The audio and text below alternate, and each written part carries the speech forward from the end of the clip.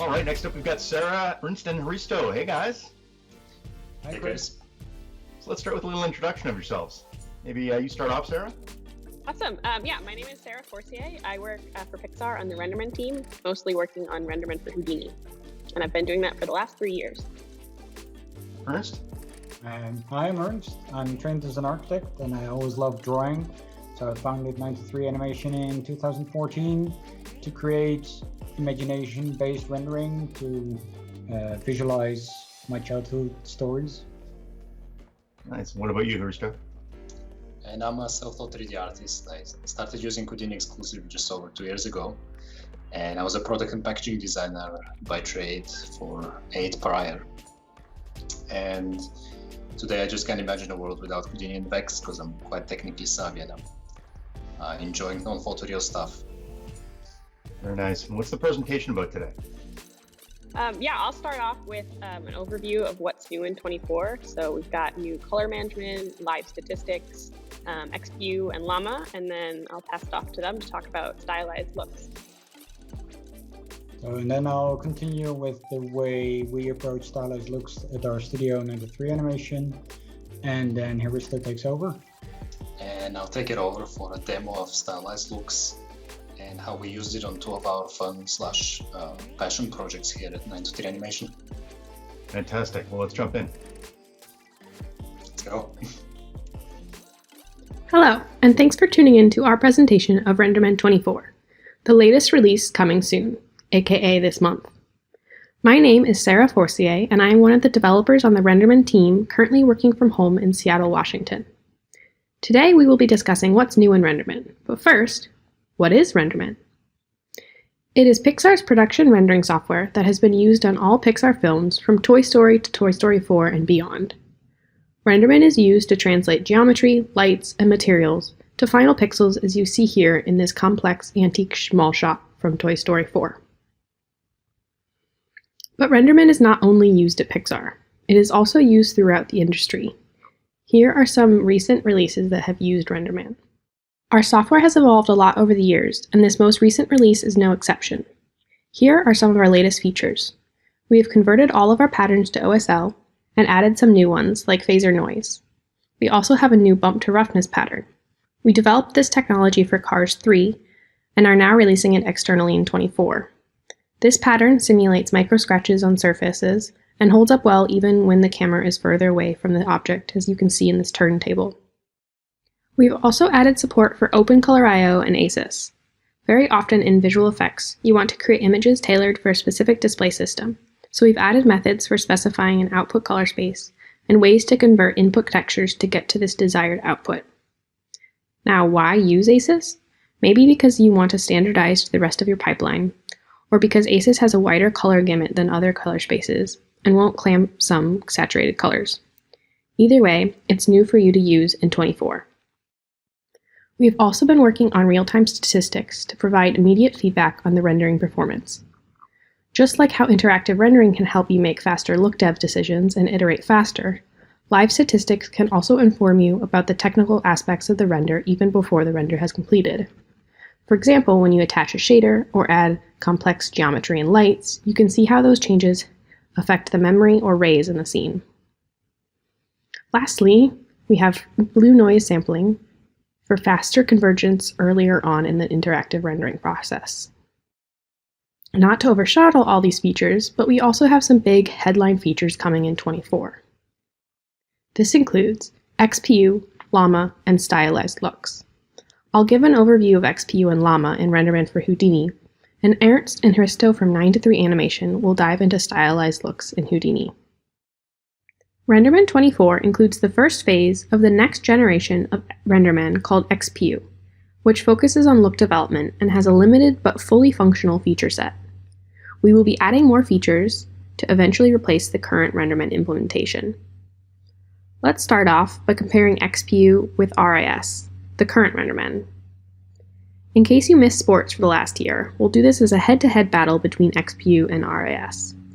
And the first round up is time to first pixel. So as soon as I hit the big red button here, both renders will start.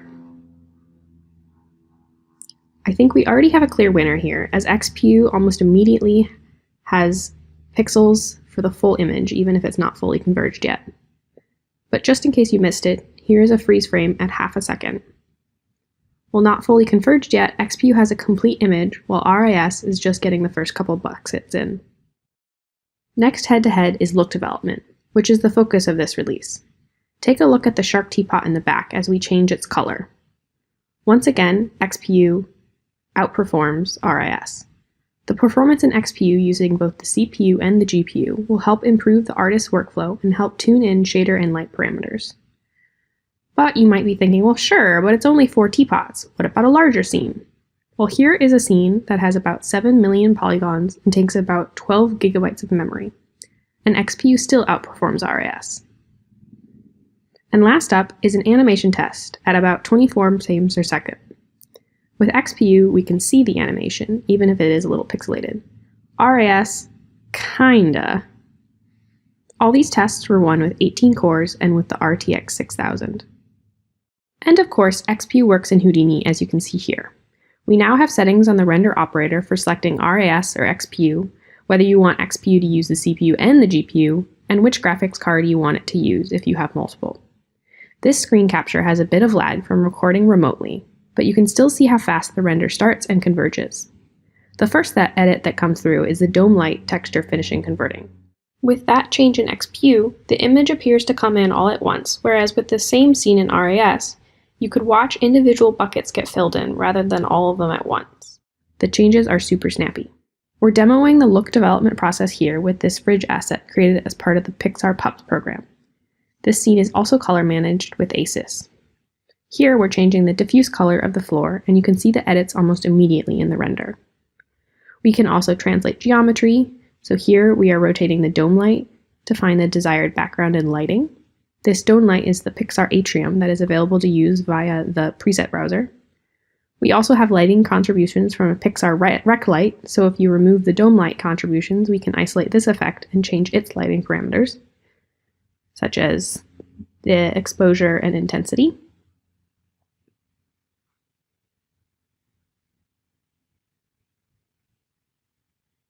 And then also the color. Also new in RenderMan 24 is live statistics, which you can see here in the top left corner of the image tool window. The heads-up display shows the rays per second, memory usage, and CPU utilization. The fridge scene was built in the object context in Houdini, but we have also been working hard to support RenderMan and Solaris as a Hydra render delegate since Solaris was released in Houdini 18. Both RIS and XPU work in Solaris, but this demo uses RIS since the scene has a fog volume and volumes are not yet supported in XPU. Just like in the object context, we can make a lot of changes interactively in Solaris. For example, material assignments, as you're seeing here, shader and light edits, camera movements, and so on. Here I am changing the color of the various neon lights on this sign. Solaris is a really great tool for layout, lighting, and shading. So here we're instancing sphere lights onto the points of the neon light geometry, which I've already set up in a SOP context to be merged into this copy to point slot. I can then apply SOP attributes such as color on the points to be applied to the light.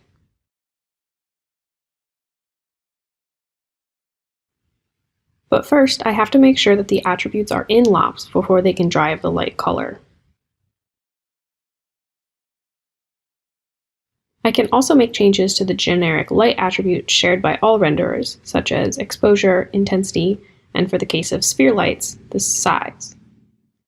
RenderMan specific parameters are also available in a separate tab.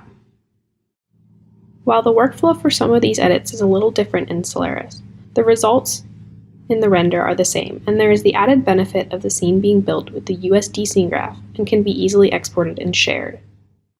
Here, I'm varying the light color using the color attribute I set up earlier, which is actually a feature not supported by RenderMan in the object context. So Solaris provides a really great interface between Houdini and RenderMan.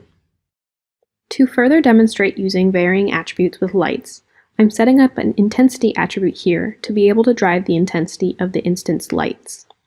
I'll start simple with a constant value, but then I also have to remember to copy the point attribute to the LOP, like I did for the color attribute.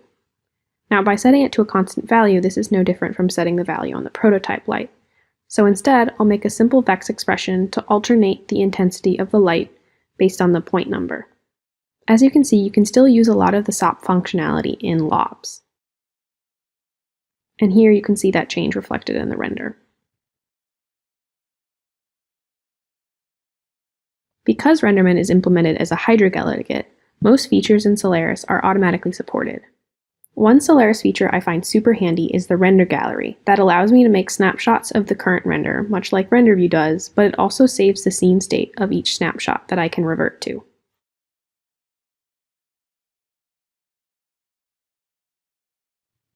Finally, I'm using the intensity attribute I just set up to drive the color attribute that I set up earlier with a ramp parameter, so that I can get a nice gradient of light colors going around the teapot sign, and even match some of the colors to the neon arc.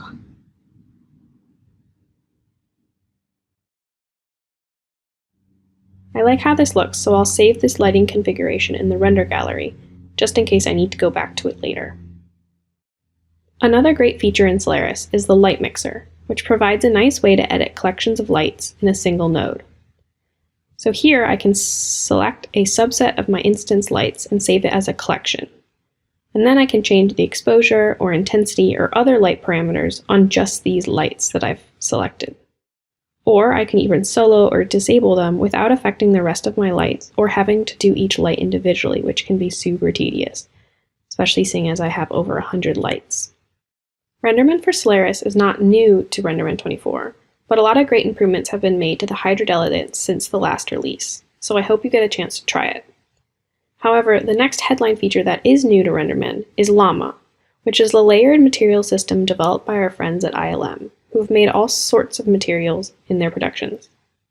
The Lama system is a modular architecture that is easily extendable. Here are all the Lama nodes that will be shipped with 24. These include various types of shading lobes, such as diffuse, sheen, dielectric, emissive, and so on, that can be layered together to create very sophisticated shaders. There are also operators such as mix, add, and layer to combine these lobes in interesting ways. I find this modular way of building shaders very intuitive. To demonstrate the use of Lama in RenderMan, I've imported this Sterling car as Limbic Archive and all its associated materials from the preset browser. All these materials are Lama materials with varying levels of complexity. Some are just a single lobe, such as the mirror with a Lama conductor, or the grill material with a Lama diffuse, and some have many layers and textures. We'll look at the car paint shader, which really highlights the layering ability of Lama, since car paint is physically made up of various layers. Here, I'm soloing each of the layers so that we can see their individual contributions. The first two layers are Lama conductors, simulating the metal properties of the paint. Each of them has micro details provided by either bump to roughness for the small flecks or Pixar flake for larger detail. These conductors are then mixed with Lama diffuse so the car is not too metallic-y. This is also where we can control the color of the car. Finally, Lama dielectric is layered on top for the car's clear coat. This layer also makes use of bump to roughness and hex tiling for scratches on the car. I've saved all these layers when soloed individually as snapshots in the render view to compare the lobes. And here they all are, the two conductors, diffuse, and dielectric. Because the system is modular, it is very easy to isolate individual lobes and debug each individually until the final look is achieved. As I mentioned, this car paint shader also uses the new bump to roughness pattern to provide the micro detail on the car. If I remove bump to roughness on one of the Lama conductors, you can see the micro detail of the car flex goes away. But I'll add it back because it looks really good. And here I'm editing the diffuse color of the car to show off interactive RenderMan. This scene is not using XPU because Lama is not yet supported by XPU. So let's take a look at the whole car as a red car.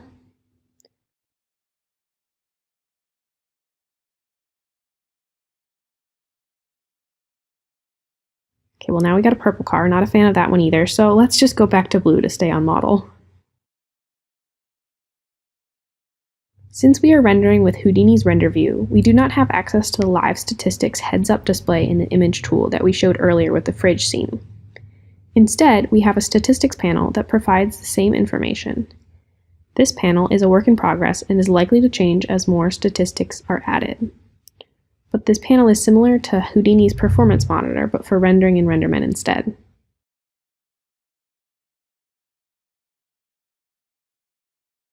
Thanks for tuning in to hear about the latest features in RenderMan 24, and now I'm going to hand it over to Ernst and Hristo from 9 to 3 Animation to dive into the last headline feature of RenderMan 24, which is Stylized Looks. Hi. Here at 9 to 3 Animation, we approach every project in the same way. The workflow we developed in our studio with RenderMan Stylized Looks helps us to achieve our artistic goals. It doesn't matter if it's manga, illustrative, or any other style you can imagine. I'll show 3 different types of our in-house projects. Hristo will dive into Houdini and show you the actual workflow. Our goal is to recreate artwork into a render as the basis for an animation. This is an illustration from The Little Captain, a Dutch children's book. The left is the original and the right is a 3D render in Houdini with RenderMan. As you can see by comparing the 2 images, we try to match the style as close as possible. Considering that it has to be animated, the clouds, the grass and the textures are all procedural. But before we start with the 3D process, we analyze the artwork to see which RenderMan stylized tools we can use for this particular artwork. This analysis also helps us with the modeling process because the stylized looks work very well with bump and displacement and will allow us to achieve the desired look. In this example, we wanted to test if we could get the hand-drawn backgrounds and the cel-shaded animation style as you see in many manga and animated series. In this last example, we looked at this illustration from Meyer Turnquist as inspiration for the clouds, sky and the line work in the Shipshape project. In our analysis of all these projects, we divide the artwork into lines, hatching and diffuse. Then we look for the overall parameters, pick out the exceptions. With RenderMan Stylized Looks, we use the display filters for the overall look and dialed in the exceptions through Pixar Stylized Control. With this workflow and the RenderMan Stylized Looks, we can achieve our artistic goals. Now Hristo will demo in Houdini our approach to the last 2 projects I just showed you. In this demo, we'll show you a few illustrative looks we applied to our interpretation of Shipshape as an airworthy dwelling of our 3 characters and their robot helpers as it's cruising forward, purifying the skies. It's fair to say we've quite a bit of cloud matter in our render, so before I go ahead and hit the IPR button, I'll show you what kind of geometry we have for these clouds. In total, we have 3 types of clouds. We have the polluted clouds, we have the exhaust clouds, which are the purified clouds, and then we have the distant clouds. For the first 2, we use custom HDAs. For the distant clouds, we have just planes with displacements. We also have the background sky plane, which is a fully procedural shader but without displacements. And we also have a butterfly swarm. All clouds and planes are oriented to face the camera, and on most of them we have a shading normal facing ratio to drive noise pattern signals in their shaders. Now let's start the IPR, and for this first look I'll clear the display filters we've got and add them back one by one so that you can get a better feel for their contributions.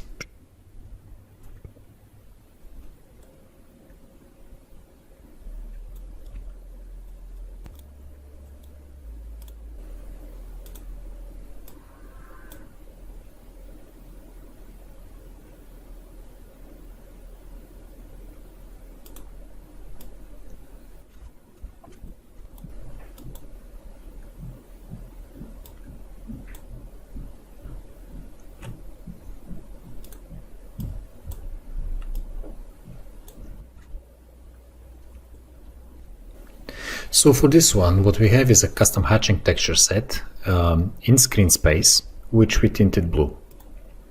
I personally like the flat look with its sharp transitions that a very low diffuse exponent value gives us. More on that later. And since the hatching is driven by the diffuse signal, we get the rather graphical looking shapes. We also have 2 layers of Pixar stylized lines. One is sections, and the other one line and Z. The next look we have is a more sloppy variation.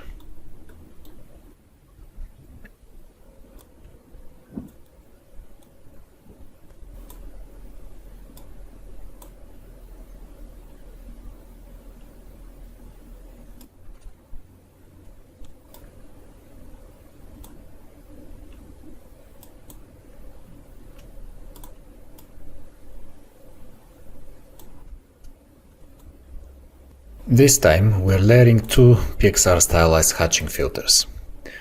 Both of them use texture set which ships with RenderMan 24. Both of them also use the triplanar projection. You can see the texture set adhere to the bottom of the ship as well as follow the shape of the hull. What's interesting about the second one is that its contribution is only in the highlights. That's because we separated our key light or sunlight into its own AOV,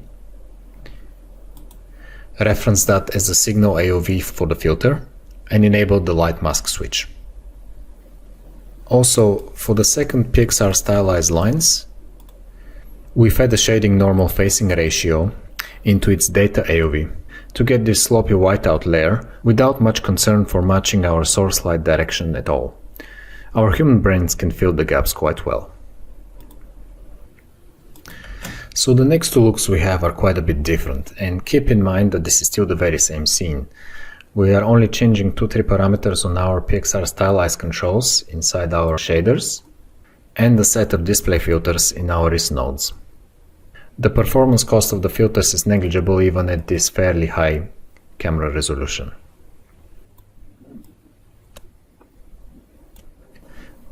So this time we have a half-tone dot pattern. We are using a custom camera projection which is available in the NPR Texture Cohorts AOV.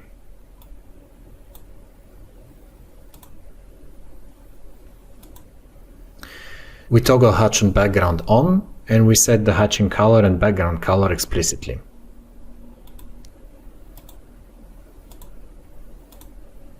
Now let's add the whiteout.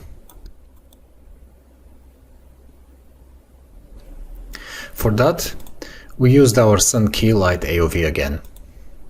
Except this time, using a Pixar grade sample filter, we heavily gained it. Then, for the line color, we specified pure white. We switched the light response to light color shadow, and then specified the color of the line in the shadow areas. And finally, a quick variation of the previous using a manifold 3D with a custom coordinate system.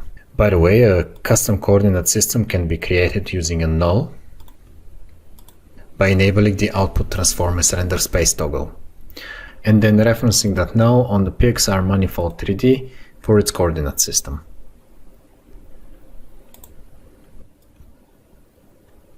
Earlier I mentioned the diffuse exponent. Let me show you what effect that will have on the halftone of the hull of the ship.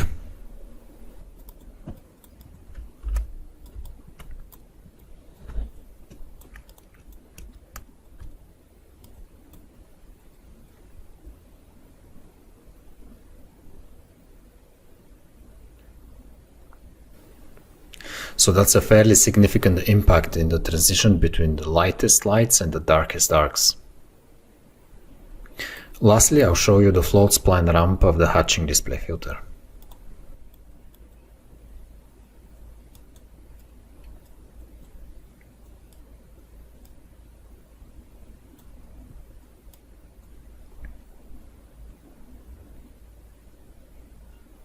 And so I hope this gives you an idea of the degree of stylization we can achieve without even leaving the IPR. A version of this scene is available for download on RenderMan's website, and now let's move on to our in-depth demo where I'll show you a stylized interior and a few neat tricks. So here we are in Houdini 18.5, and I'll just go ahead and fire up the IPR. Now for this look, we'll start with some baseline work to delineate all mesh pieces. First, let's enable Stylized Looks on the wrist node. You see a whole bunch of AOVs appear in addition to the ones we already had. That's fine, and we'll use them later. I'm just going to drop a Pixar Stylized Lines and reference it under Filters on the wrist node.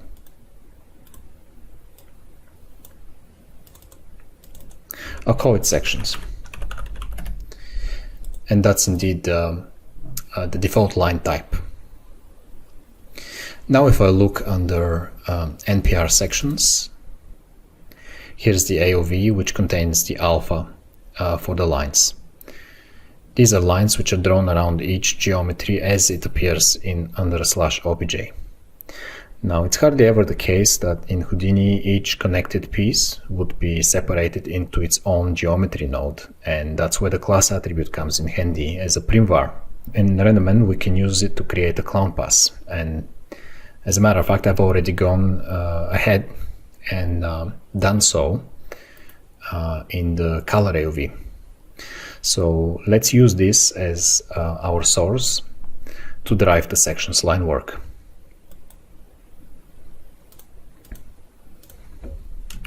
I'll just reference it right here for the data AOV. And voila, we have our procedural connected piece line work. Now I'm just going to use the spline ramp to gain the alpha quite a bit.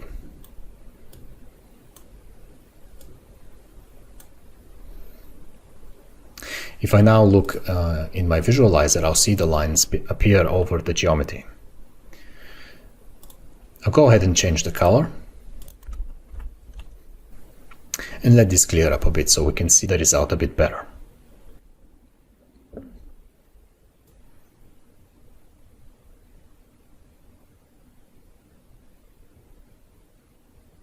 And that's all. Thanks for joining us. Just kidding, we've barely scratched the surface here. So let's take this look further with some detailed line work. I'd also want it to look less mechanical, so I'll introduce some procedural variation to the line thickness shortly. I'll duplicate this filter and layer it after the first one.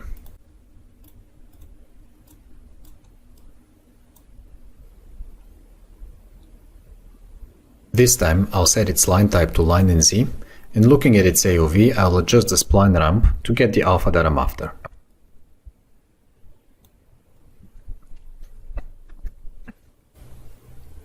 That looks about right. So up until this point we've been working on the entire frame procedurally, and I could already hear you scream, well, what about individual objects? If we take a look at our materials, we'll find that Pixar stylized control in almost all of them. It has been enabling our display filters with all the necessary data behind the scenes, so to speak. It also gives us per material control over things such as line color and line thickness. Speaking of which, it's time to introduce some variation to it. We already have a Pixar fractal wired into the line thickness input, which I've promoted for all stylized controls, along with the convenient min and max remapping sliders. I'll use those in just a moment.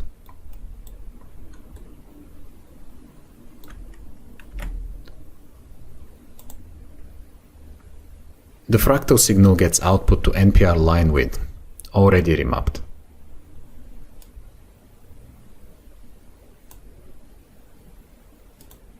Now if I go back to the beauty, I don't see any line thickness variation happening.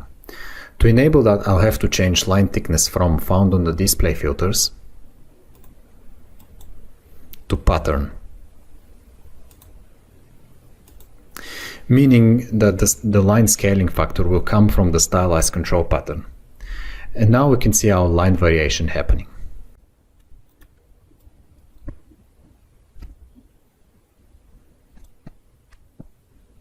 It gives us a much more hand-drawn look and feel.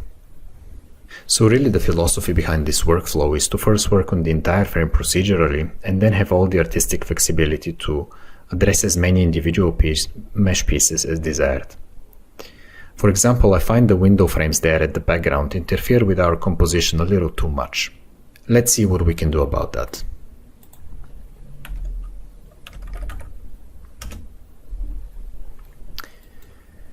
So I'll just disconnect the min and max remapping inputs and enter more suitable values.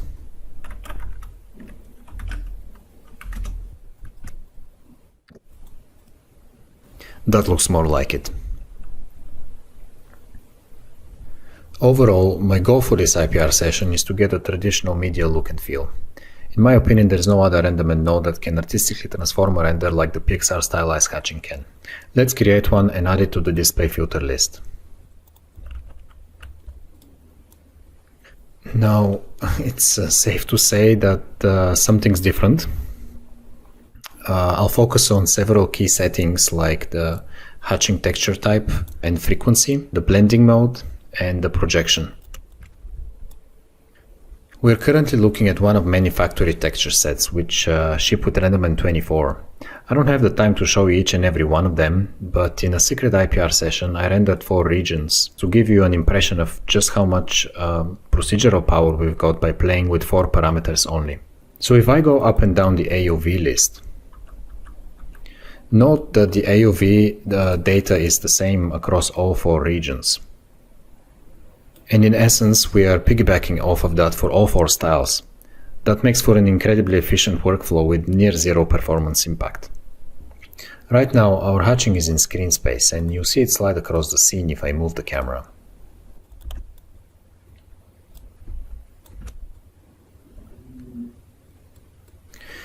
So to address that, I have a couple of options here under the projection. One is triplanar and the other one is custom texture chords.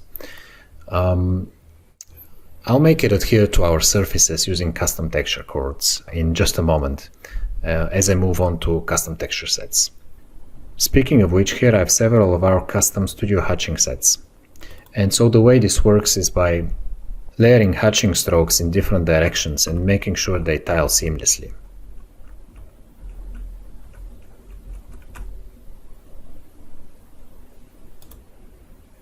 I'll go for this one, which is one of our favorites.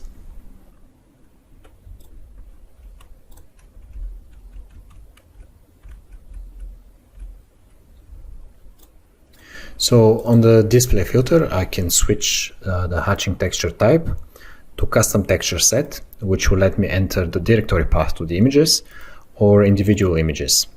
I like using individual images because that gives us the most flexibility. And I also have a neat Python custom shelf tool that can populate the string fields at once.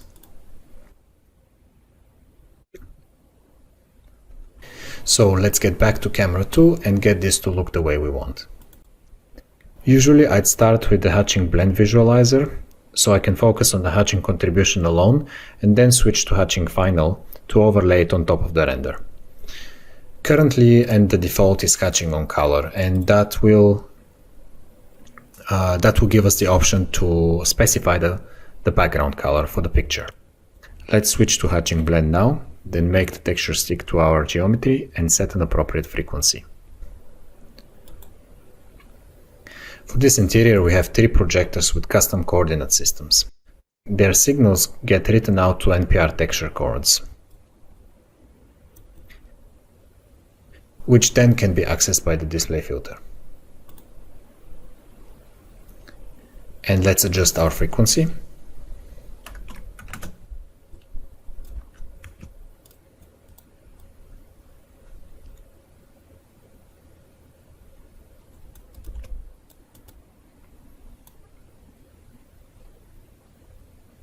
If I now move the camera, everything stays put.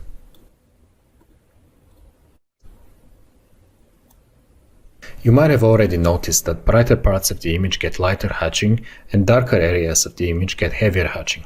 That's because the distribution of the hatching steps is driven by the diffuse lighting, and if I move a light or change its intensity, the distribution will update. Let's see that in action.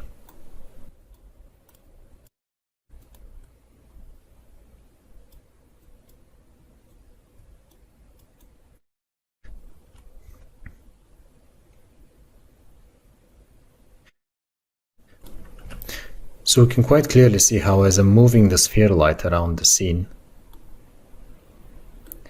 the steps will update.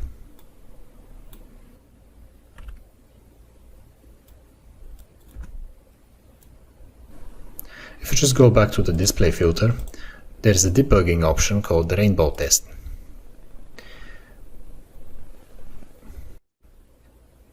This could be a useful tool for checking the steps across the image.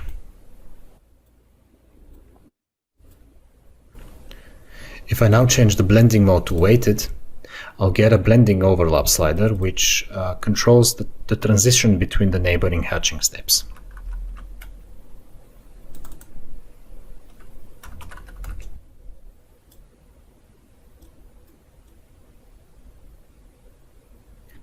Let's move back to camera 2 and continue with the look.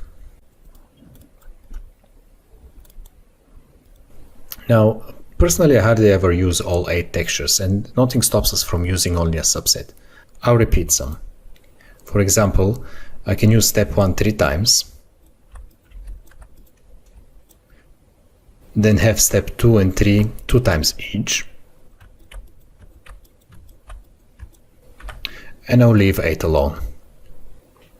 And let's reset the blending overlap. I could also enable blend black darkest for an extra punch. I like having the contrast between the darkest darks and the rest of the image, which these steps seem to give us.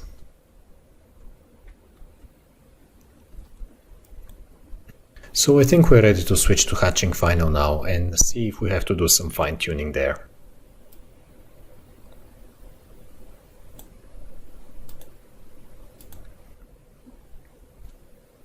So I think we're almost there, but on second thought, I think I'll go without the blend black darkest for a more flat look. I'll also decrease the blending overlap a little bit.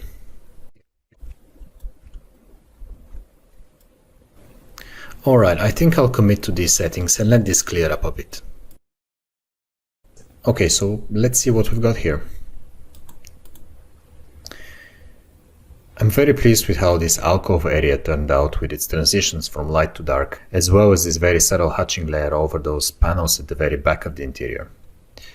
I don't see any obvious styling, so that's great, and that varying line weight helps push this image closer to a hand-drawn look.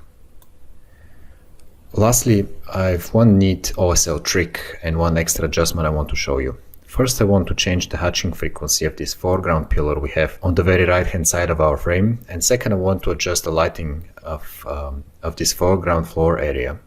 So let's take a look at the pillar.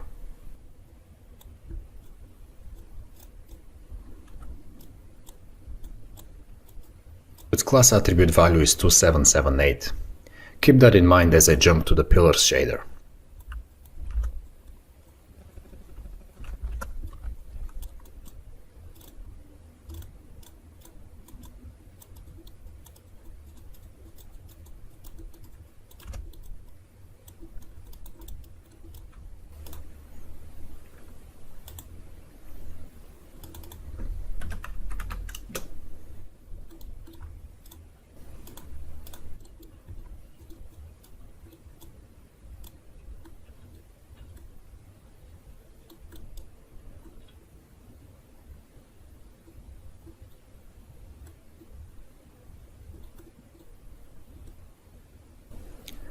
So essentially what's happening here is that I'm accessing the class attribute as a primvar via OSL and generating a math based on the attribute value. In this case 2778 is the value for this pillar. That math then goes into the mixer of a Pixar mix node. For color 1 I have the texture chord signal unchanged, and for color 2 I'm multiplying it to increase the frequency. I'll move to the foreground floor area now and adjust its lighting. As I do so, note that the hatching for it will remain exactly where it is.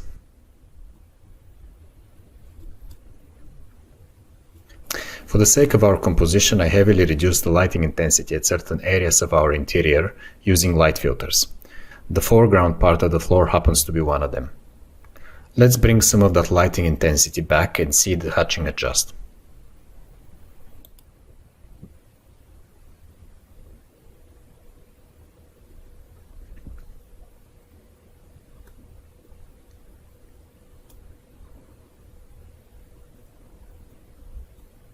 And with that, I hope we have inspired you, and a massive shout out to Christos Obretinov, who's been the lead NPR developer for years, for helping us here at 923 Animation hit the ground running with the early adoption of RenderMan Stylized Looks. Thank you. Thanks, Hristo. And that wraps up the presentation of RenderMan 24. The release will be this month. We are looking forward to seeing what you can do with the RenderMan and Houdini, and we love to hear your thoughts on our great new features. Thanks for watching.